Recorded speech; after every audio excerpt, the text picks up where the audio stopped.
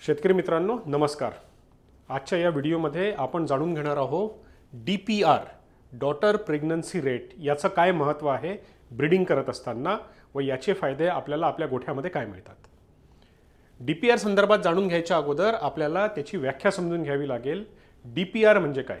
जसं की आपल्याला माहिती आहे DPRचा फुल फॉर्म आहे डॉटर प्रेग्नन्सी रेट। याचाच अर्थ DPR हा जो आहे यामध्ये आपण बघतो की किती गायी आपल्या प्रेग्नंट होणार आहेत किंवा percentage of cow that become pregnant every 21 days, म्हणजे आपल्या गोठ्यातल्या किती गायी 21 दिवसामध्ये प्रेग्नंट होणार आहे, ज्या की नॉन प्रेग्नंट आहे त्या किती दिवसामध्ये प्रेग्नंट होणार आहे याचा जो हे आहे त्याला DPR आपण म्हणतो। नॉर्मल प्रेग्नन्सीपेक्षा किती जास्त, म्हणजे जर का एखादा सर्वसाधारण वळू तुम्ही वापरला तर किती प्रेग्नंट होऊ शकतात आणि जर का DPR पॉझिटिव्ह वळू वापरला तर किती प्रेग्नंट होऊ शकतात याच्यातला जो फरक आहे तो आपल्याला DPRचं महत्त्व याच्यामध्ये कळून देतो।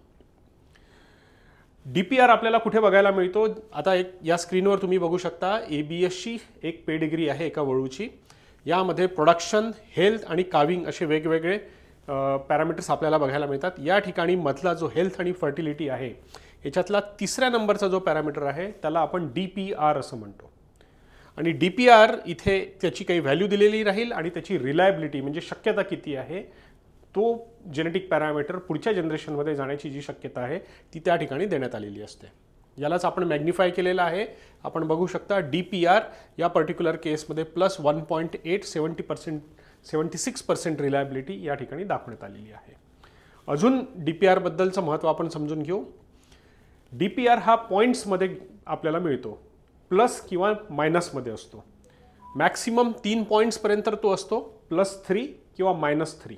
यामध्ये एक गोष्ट आपल्याला लक्षात ठेवायची आहे की DPR हा नेहमी प्लसमध्ये असेल तर नेहमी चांगला असतो, निगेटिव्हमधला आपल्याला अवॉइड करायचा आहे। 1 पॉईंट म्हणजे काय? जर का 1 पॉईंट जास्त आहे DPR म्हणजे एखाद्या वळूमध्ये +1 DPR आहे म्हणजे काय? याचा अर्थ 1 पॉइंट इज इक्वल टू 4 कमी दिवस, म्हणजे 4 दिवस लवकर गाय जी आहे ती प्रेग्नंट होणार आहे। म्हणजेच जर का तुमच्याकडे 2 DPRचा वळू असेल तर 8 दिवस लवकर ती प्रेग्नंट होण्याचे चान्सेस आहे।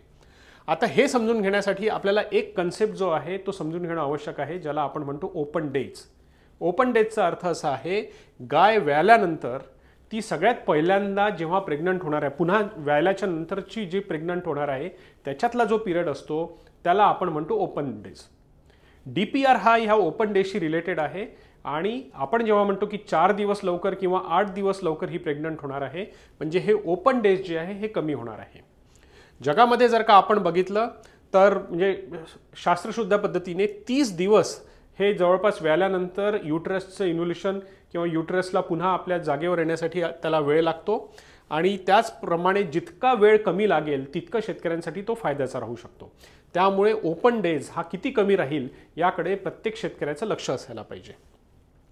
एक स्टँडर्ड म्हणून आज आपण असं गृहीत धरू, प्रत्येक देशामध्ये प्रत्येक फार्मचे वेगवेगळे स्टँडर्ड असतं, पण 60 ते 90 दिवस हा एक ओपन डेजचा पिरियड शक्यतो एक चांगल्या डेअरी फार्मसाठी कन्सिडर केला जात असतो। म्हणजेच एक उदाहरण म्हणून आपण या ठिकाणी बघू की 1 DPR इज इक्वल टू 4 दिवस, म्हणजे ओपन पिरियड आपला किती कमी होतो ते आपल्याला याच्यावरनं माहिती पडेल। जर का आपण वळू असा निवडला की जो आपल्याला 2 DPRचा आहे तर त्याच्यावरनं आपल्याला माहिती पडेल की आपल्याला 4 ते 8 दिवसापर्यंतचा वेळ जो आहे तो कमी लागेल आणि गायी जे आहेत त्याच्यानंतर लगेच तितक्या कमी वेळेमध्ये प्रेग्नंट होतील। जितक्या गायी लवकर प्रेग्नंट होतील तितका डेअरी फार्मची प्रॉफिटेबिलिटी वाढत जाईल।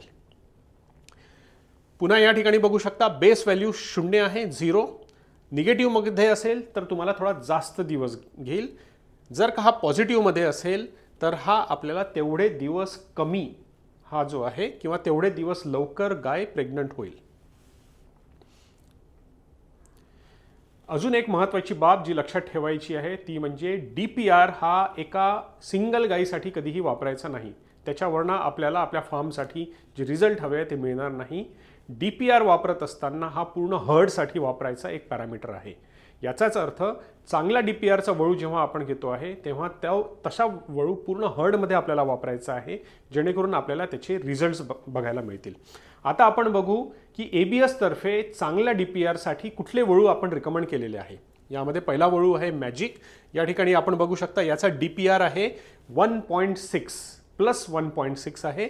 दुसरा वळू जो आहे तो आपण या ठिकाणी स्पाइक वळू इथे रिकमेंड करतो आहे आणि याचा DPR जो आहे तो 1.7 आहे. शेतकरी मित्रांनो, या दोन वळूचा फायदा घेऊन आपण DPR, CCR अशा वेगवेगळ्या पद्धतीचे जे फायदे असतात, जेनेटिकली आपल्याला घ्यायचे असतात, ते आपण घेऊ शकता. अशाच पद्धतीचे व्हिडिओ आणि अजून माहिती आपल्याला लागल्यास आम्हाला कळवा. आम्ही आपल्यासाठी वेगळ्या विषयावर असेच व्हिडिओ बनवत राहू. धन्यवाद.